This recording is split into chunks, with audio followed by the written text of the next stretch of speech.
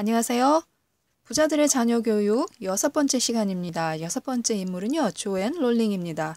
조앤 롤링의 부모는요, 위기 극복 비결과 상상력을 가르쳤다고 하는데요. 부자 공식은 문제 해결 능력을 키워라입니다. 정말 중요한 것 같죠. 문제 해결 능력, 어떤 위기 상황이 닥쳤을 때 그 문제를 해결할 수 있는 능력을 키워줬다고 하는데요. 일단 조앤 롤링 하면 우리가 딱 떠오르는 단어가 있습니다. 싱글맘. 정말 싱글맘에서 해리포터 시리즈로 단번에 돈방석에 앉게 된 인물이 조앤 롤링인데요. 어떻게 그런 신화를 쓸 수 있었을까요? 해리포터와 마법사의 돌이 나오면서 완전히 180도로 바뀌게 되죠. 책이 불티나게 팔려 나가면서 인쇄가 그냥 눈덩이처럼 굴러 들어왔고 영화, 비디오, 게임, 테마파크 등 모든 것의 판권으로도 천문학적인 수입을 올릴 수가 있었습니다. 이 해리포터 시리즈는요, 정말 판매 기록만 보더라도 역사적으로 선례를 찾아보기 힘든 건데요. 그 정도로 성공을 이룬 작품입니다.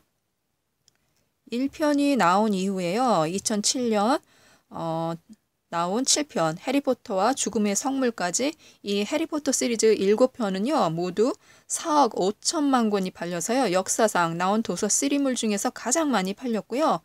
신비한 동물사전, 퀴디치의 역사, 음유시인, 비들 이야기 등 해리포터 외전과 2016년에 나온 희곡이 있어요. 해리포터와 저주받은 아이.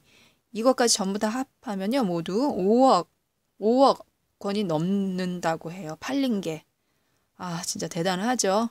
정말 1편을 낼 때만 해도 손안에 한 푼도 없어가지고 조앤 롤링이 정말 힘든 시절을 보냈는데요. 인쇄, 판권 수입 그런 걸로 인해서 재산이 한 번에 그냥 뭐 빵 튀긴 거죠. 엄청난 거죠. 베스트셀러 작가의 인쇄가 책값의 15% 이상이라고 해요. 그러니까 인쇄만으로도 11억 달러쯤 벌었을 것으로 이렇게 추산을 하고 있는데요. 조앤 롤링은 책을 써서 억만장자 이름을 올린 거죠. 진짜 대단하고 멋있지 않나요? 아, 대단한 것 같아요. 그런데 이제 지금도 조앤 롤링의 재산은 가만히 있어도 수입이 늘어나죠. 저작권이 있으니까. 책 인쇄 외에도 영화 판권, 비디오 판권, 거기다가 뭐 해리포터 주제로 한 테마파크 판권, 입장료 수입 중 일부를 다 받는다고 하니까요. 해리포터 시리즈 또 영화 매출만 해도 75억 달러 이상이라고 합니다. 원작자가 이익의 10% 또는 매출의 10%를 판권 수익으로 받는다고 하니까요. 그걸 감안하면 정말 영화만으로도 7억 달러를 벌어들이는 것으로 추정을 할 수 있는데요. 유니버설 스튜디오 그 테마파크에 들어서 있는 그 해리포터 마법세계 놀이시설이나 영국 런던에 있는 워너브라더스의 해리포터 스튜디오 이런 거 입장료 수입의 2% 정도가 또 조앤 롤링에게 돌아가는 것으로 이렇게 알려져 있으니까요. 정말 우리가 테마파크 관람객이 돼서 들어갈 때마다 조앤 롤링 금고에다가 돈을 차곡차곡 던져주는 거죠. 아, 대단해요. 예, 멋있습니다. 이렇게 글을 써서도 인쇄로도 재산을 모을 수 있다는 거.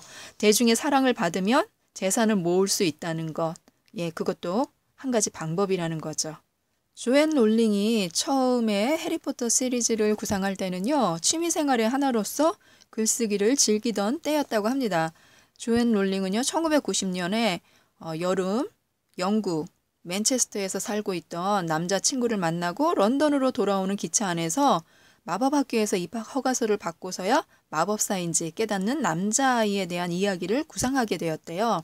그런데 이제 수줍음이 너무 많아서 기차 안에서 펜을 빌리지 못해서 런던에 도착하자마자 펜을 구해서 해리포터 시리즈 구상을 이렇게 메모하고 적었다고 합니다. 그렇게 수줍음이 많았대요. 그런데 이제 3년 반을 어머니 죽음, 또 포르투갈에서 강사 생활, 결혼, 출산, 막 여러 가지 상황이 이제 안 좋고 하다 보니까 영국으로 돌아와서야 해리포터 이야기를 책으로 완성하겠다는 그런 의지를 불태웠다고 합니다. 28살이던 1993년 12월에 1살 된 딸 제시카를 품고 3년간 머물던 포르투갈을 떠나서 영국으로 돌아왔는데요.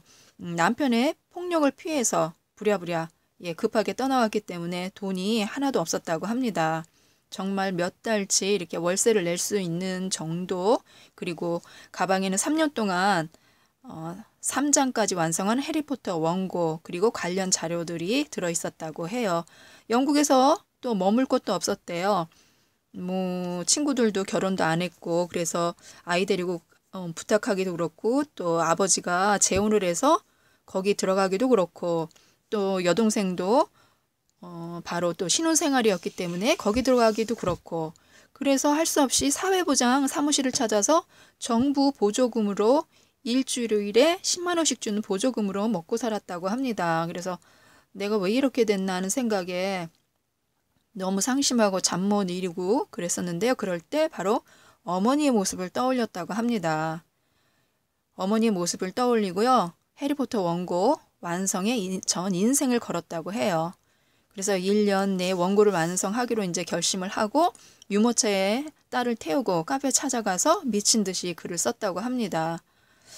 어머니가 또 어떤 분이셨는지 궁금하죠? 그런데 중요한 게 있어요.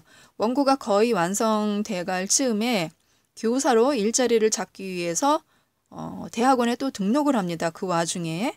왜냐면 해리포터와 마법사 원고를 완성을 했지만 출판사를 찾아주겠다는 이제 그게 확실하지 않으니까, 만약에 내가 책을 출간하지 못하면 또 생활이 막막하잖아요. 그래서 프랑스 교사로 자리 잡을 수 있게 또 되기 위해서 한 군데 이제 원고가 거의 완성돼 갈 쯤에서요, 교사로 일자리를 잡기 위해서 대학원에 또 등록을 합니다. 해리포터와 마법사의 돌을 원고가 완성이 됐고 출판사를 이제 찾아주겠다는 에이전트도 나섰는데요.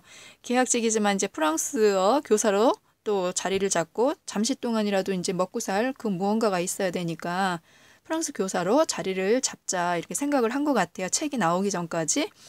그런데 이제 출판사들이 해리포터가 분량이 너무 많아서 아동소설로 출판하기 어렵다 그러면서 못하게 되었는데, 정말로 에이전트가 백병으로 나서서 여러 군데 찾아서 마침내 약 하나로 210만 원 성금을 받고서 블룸스베리 출판사의 영국 판권을 팔게 됩니다.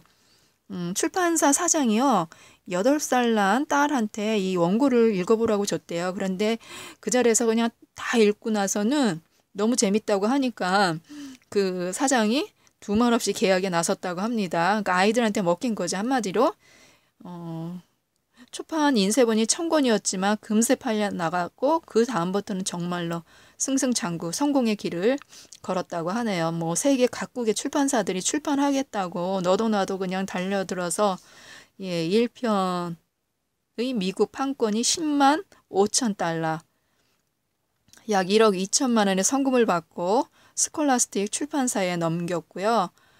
그 다음부터는 정말 성공의 길에 나서게 된 거죠. 이게 전부 다 부모님의 노력이 있었다고 하는데요.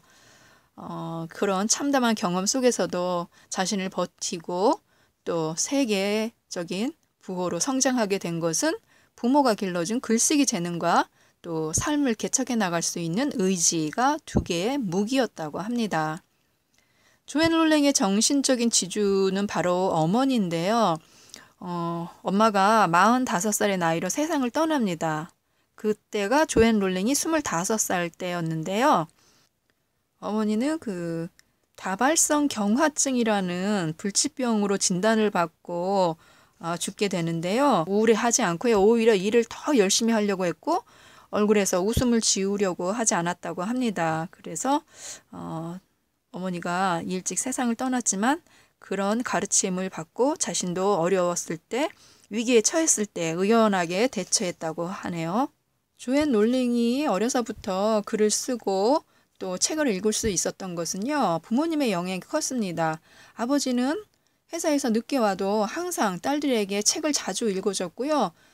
아파서 침대에 누워 있어도 책을 읽어주고, 또 엄마도 아이들에게 그 동화책도 굉장히 많이 읽어줬고요. 그런 부분들을 이웃 주민들이 이렇게 기억을 하고 얘기를 하고 있다고 해요. 또 부모님들이 읽기 위해서 산 로맨스 소설도 딸들에게 읽으라고 주고, 뭐 고전 문학이나 또 로맨스 소설, 또 무슨 전집 그런 책들이 가득하게 꽂혀 있었던 것을 이웃 주민들이 기억을 하고 있다고 합니다. 그렇다 보니까 그렇게 열심히 책을 읽고 나서는 그런 것들이 모아져서 글쓰기로 자연스럽게 이어진 거죠. 6살 때부터 동화를 지어가지고 종이에다 이렇게 연필로 써내려가서 여동생에게 그 다음에는 읽어줬다고 합니다. 뭐 레빗이라고 이렇게 이름을 짓기도 하고요. 그리고 엄마가 그렇게 자랑스러워했대요. 딸이 이렇게 글 쓰고 있는 거를. 그래서 이웃 주민들이 오고 딸이 어딨어요? 뭐 친구들이 와서 어딨어요? 그러면 위층에서 글을 쓰고 있어 이렇게 대답을 해줬다고 해요. 그러니까 딸이 그렇게 책을 읽고 좋아하고 그런 걸 아니까 그 재능을 많이 뒷받침해 준 것 같아요. 책도 아낌없이 많이 사주고. 저는 조앤 롤링을 읽으면서요.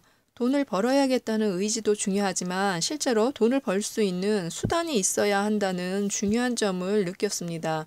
그러니까 사업을 하기 위해서는 약간의 자금이라도 있어야 하잖아요.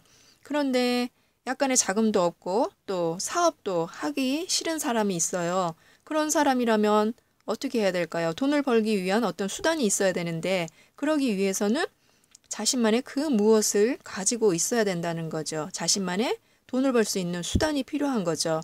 그걸 찾기 위해서는 어떻게 해야 될까요? 그걸 키워야 되는데 그 수단을 키워야 하는데 결국에는 공부하고 책을 읽고 열심히 노력하고 또 오늘도 내일도 자신한테 투자하는 시간을 많이 갖고 아끼지 말아야 하겠다는 거죠.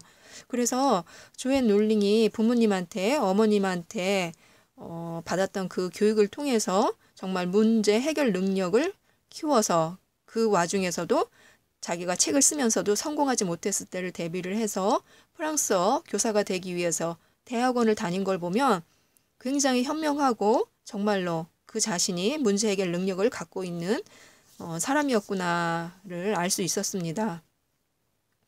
그래서 우리들도요. 아이들한테 문제 해결 능력을 키워줄 수 있는 부모가 되기 위해서 조금 더 깊게 생각하고 현명하고 지혜로운 부모가 되어야 한다는 그런 생각을 갖게 되었습니다. 감사합니다.